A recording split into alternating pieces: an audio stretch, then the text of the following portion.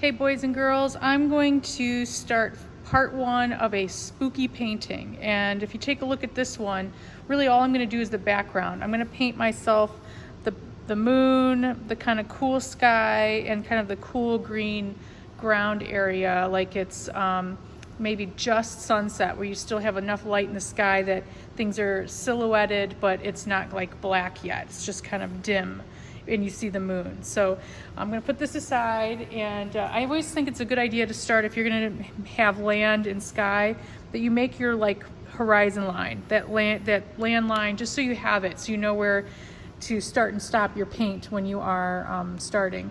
I'm not going to draw my moon because I'm going to actually paint that first, and I'm going to start with my paint here. I like pre-moistening my paint. I already gave that a little stir.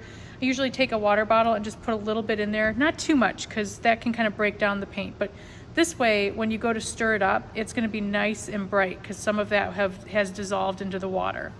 So I'm going to now paint my moon up here, anywhere you want. It could be on the other side. I just don't know why I tend to always put it on the left.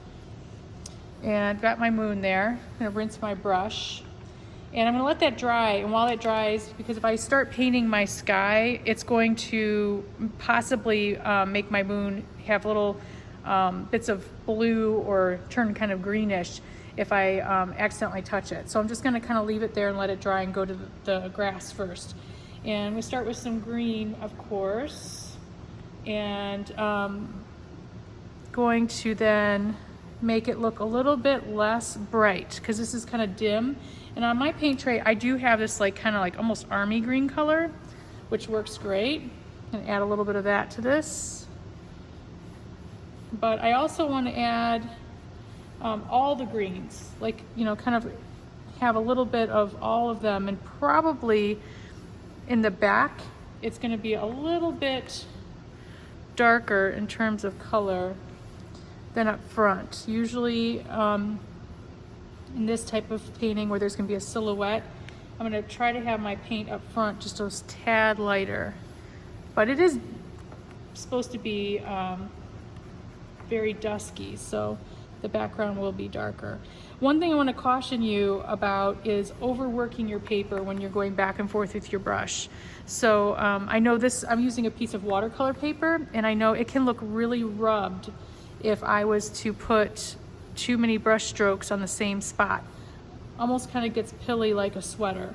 So if you want to avoid that, and I do, because I tend to, it's distracting to me to see that the paper look like that, I'm just going to kind of make sure I'm not passing too many times on the exact same spot. And if you want to give a little highlight, I might even take a little tiny bit of this apple green color, put a little bright up front. It may not brighten up that much. That's okay. I'm gonna do almost a tiny, I'm almost afraid to put it on my brush. Yeah, like I'm testing it on my paint mat that it's just a real soft, doing a little soft black just to give it a little bit of a shadow. But I don't want to mix that up too much because I really don't want black on my ground. I just want it to shadow it a little tiny bit on the green back there. There we go. That's good.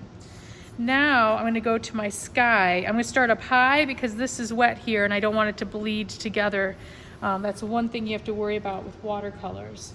And I think I'm going to start with real pale color. I'm not going to stir it up too dark, or I'm going to make sure I'm quick to add some water, because you can always go darker with watercolor, but it's really hard to go lighter because a lot of times you don't have a white. And if you make a mark on your moon on accident that you don't want, like I have a little drip there I can see, don't worry about it, because like later on you can draw or paint something right on top of your marks that you're not sure that you like. I'm going to add a little bit of this deeper kind of color here. I'm painting this really watery because I do want this to look airy and soft. If you do it too heavy, it doesn't feel like air.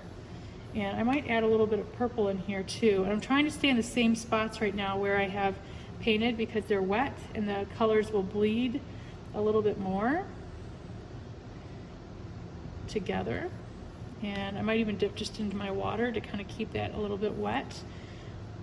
This is kind of a painting you want to do kind of quick, because I do like how the colors can kind of bleed together. But you got to make sure that you're, again, not overworking the paper. I'll get down here a little bit, and I think it's okay to kind of touch the horizon line a little bit.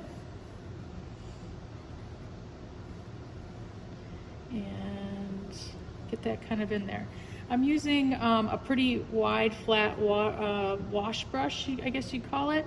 But you can use, I'd say that's about the size you want to use. You really don't want to go too large, because it doesn't fit in your paint wells very well, and you can kind of take on too much paint and actually waste your paint if you have too big of a brush.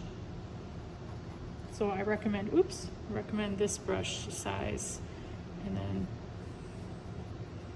that's probably the max. Smaller's fine too. It's just harder to get across the paper while it's wet. Okay, almost done here. So now I'm going to kind of paint in from the side a little bit so it doesn't look like it's all going one direction.